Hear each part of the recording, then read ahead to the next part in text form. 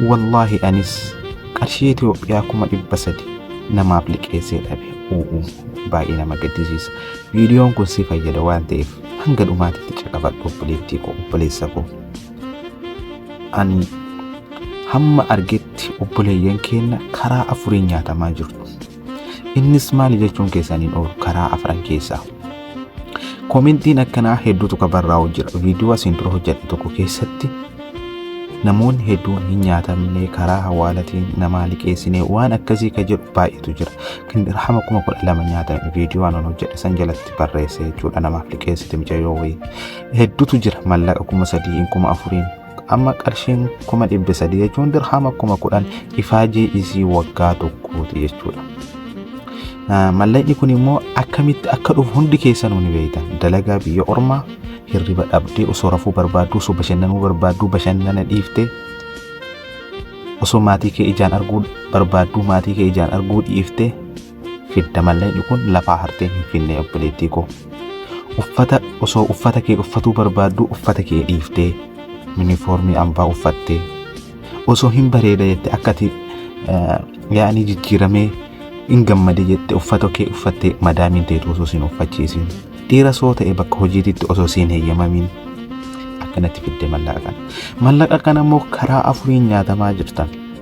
Afran kuni maaliin? Tokkoffaa karaa mallaqa biyya erguu, lammaffaa karaa huqqubii, sadaffaa karaa mallaqa namaa liqeessuu yookiin immoo nama bira kaayatuu, afraffaa karaa jaalalaati. Afran kana ofirraa eegaa. Namni waan afran kanaan isinitti dhufu yookaan isintu xiilxallee ofirraa laaluu qaba nama afran kana. Nama afran kanatti mallaqa kennitanii nama afran kana nama karaa jaalalaa, karaa mallaqa biyya erguu, namaa liqeessuu waa hunda kana isintu laaluu qaba nama itti kennitan kana jechuudha. Jaalallee ta'eefi miti. Kan mallaqa erguullee hin ergaaf argiteefi miti. Kan liqeessituufillee nama kana rakkate yoo hin gargaara jettee liqeessuu qofaaf osoo hin ta'in namni kun namoota akkami. Fakkeenyaaf nama tokko hin liqeessitaaf nama amantuun yaa'anii namuma amantu haa ta'u nama kanaaf duuba isaa laaluu qabda. Namni kun mallaqni kun yoo harkaa badde namni waa hojjetuun mallaqa ittiin argatuufi yoo kaamoo hin dhaba kasaaruu danda'a jechuudha. Argataa fi dhaba namni waa hojjetu jechuudha. Namni kun mallaqa kana waan kanaan hojjetee yoo dhabe mallaqa kana naa deebisaa jechuudha itti yaaduu qabda. Nama birallee kaayyatuuf namni an bira kaayyadhu kun mallaqa kiyya kana malee waan biraa qaba osoo balleessee hoo naa deebisuu danda'a waan jettu sirriitti itti yaaduun barbaachisaadha. Isa sadaffaa nama jaalatteef wayin abbaa warraa keetuu haa ta'u abbama warraa keetuu haa ta'u jechuudha. Namni kun mallaqa ati ifaajee kana hunda ifaajee armaan olitti isiniin to'e kana hunda keessa tartanii mallaqa kana fiddan. Namni kun mallaqa yoo itti kenne yoo itti erge hojiirra oolcha yoo balleesse hoo deebisuu waan danda'a kan jedhu sirriitti jalqaba mataa keetiin mari'adhu obboleettii koo obboleessa koo. Ila obboleeyyan koo mallaqa liqaatiif namaa kennu irratti namni nama miidhan namoota ati jaalattuu fi namoota sitti aananidha. Fakkeenya sii gochuu hin danda'a. Abbaa obboleessa eessuma waan akkanaati namoonni sitti aanan. Namoonni kun ookasi miidhuuf iyyuu osoo hin ta'in mallaqa kana hojjennee ofillee jijjiiramnee mallaqa kana deebifnaaf. Garuu hojii hojjetan kana keessatti namni kamuu argataaf dhabatu jira. Yoo wanni sun isaanii mijaa'in mallaqa kana eessaa fuudhee sii deebisa obboleessi kee abbaan kee. Dirqama awwaala itti yaaduun barbaachisa. Jaalallee keetis haa ta'u namni tokko immoo kan jaalala sobaatiif mallaquma kee ilaalee sitti fayyadamuuf dhufutu jira. Gariinuma akkuma san hojjetee si deebisuudhaaf waliin guddannaaf ka hojjetutu jira.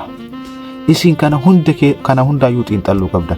Fakkeenyaaf amma isa lammataati garaa mallaqa biyya erguutiin nyaatamtan irra caalan keessan jechuudha. Mallaqa kana ergoon dura hojiin saantiba muraasa isin irratti dabalee isin himuun dura nama kana duuba isaa qorachuu qabdan. Amma micayyoon takka mallaqa guddaa wayii nyaatamtee natti barreessiteerti keessan. Mallaqa gatii hin jirre olitti himan.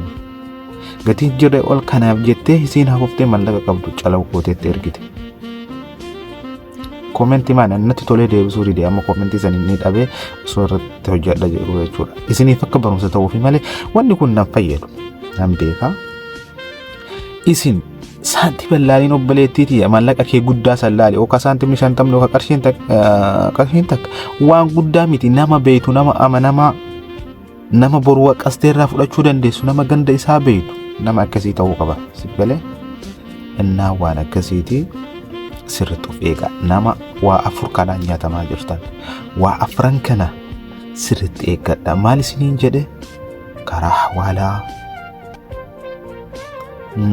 karaa mallaqa namaa liqeessuu, karaa jaalallee,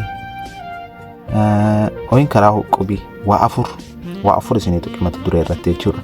Nama 4 kana sirriitti ofii keessanii laalladhaa. Isin malee namni biraa isinii ilaaluu hin danda'u. Sif galee gara biraatiin mallaqa keessan ofii keessaniyyuu qabachuu.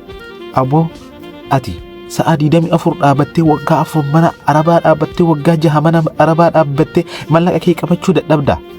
Haala mallaqa kee ittiin hoogganuu dadhabdaa?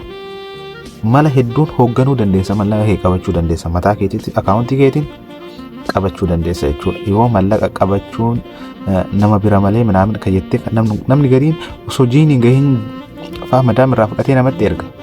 Namni sun immoo yookaan hojiirraa iyyuu isaan oolchu. Gara hedduun barri amma teknooloojiidha. Mallaqa keessan qabachuu hin dandeessan obboleeyyan.